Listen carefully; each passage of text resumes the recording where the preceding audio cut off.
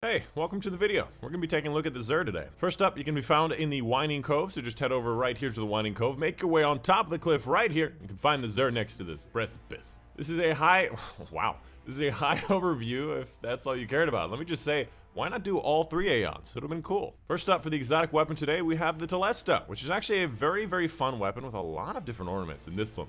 Oh, good. We had this one recently, didn't we? Essentially, this is a fusion rifle with proximity explosive bolts instead of the regular bolts. And you can attach them to a surface. Anytime somebody walks over them, they explode, or they explode right away when they hit an enemy. On top of that, you also get this stuff, but I've never found this to be really useful, and the catalyst just increases the mag to 7.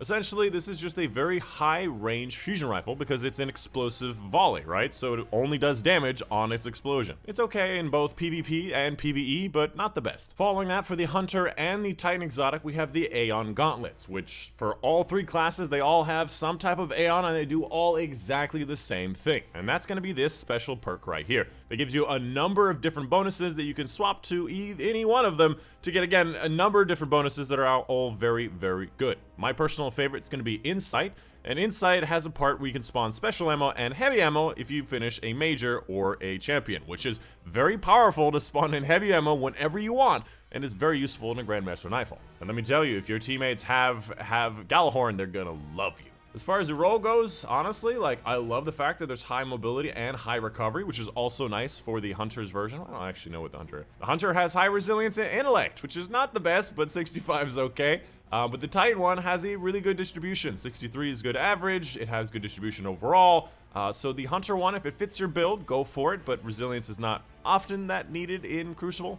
Or in PvE. Following that for the, wow, look at that. Following that for the Warlock exotic, which I just got a new ornament for. Look at that. Oh, well, let's give it some color. But yeah, for the Warlock exotic, we have the Phoenix Protocol, one of the best exotics for Warlock, especially for PvE, where kills and assists that you make while standing in your Well of Radiance return you super energy. Very important. Kills and assists that you make used to be that it includes whatever your teammates did as well. And of course, this is up to 50%, as every super generating exotic now does. Now, why is this important? Because Well is near invincibility and extra damage, and you can get it twice as often. Couple that with an Ursa Furiosa Titan, and you get it nearly all the time. I'd say that's pretty good. When it comes to the stat distribution, above average with 66. On this particular exotic, you like to see a lot of intellect and a lot of recovery. Intellect because it is based on supers, and you do need that extra 50%. And not only that, you're going to be using this more often in a Grandmaster Rifle, so there's no rally flag. And of course, recovery, which kind of goes hand in hand with the Attunement of Grace, which gives you faster rifts and better rifts and getting more rifts more often, which is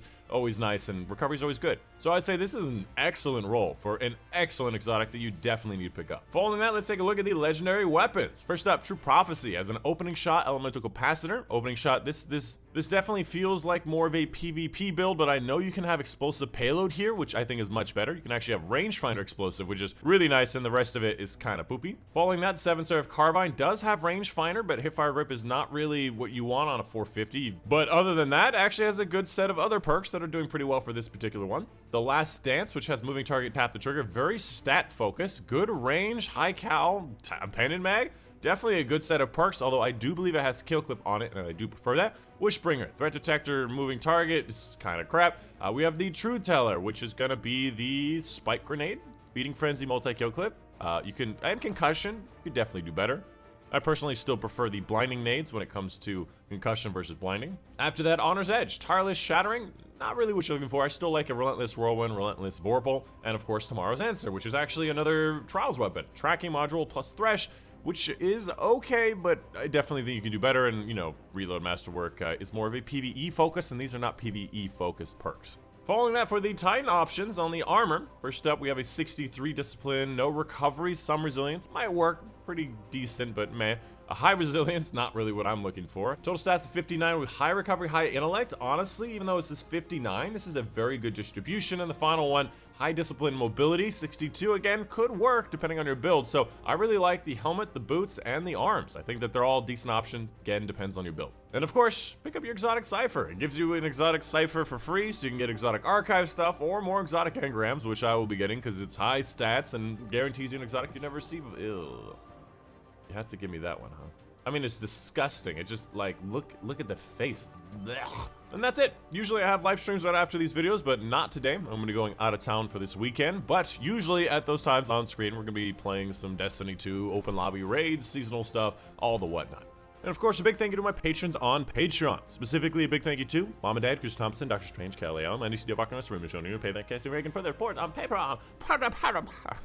And that's it. Hope you guys did enjoy. My name is Dychronic, and I will see you guys on the next one.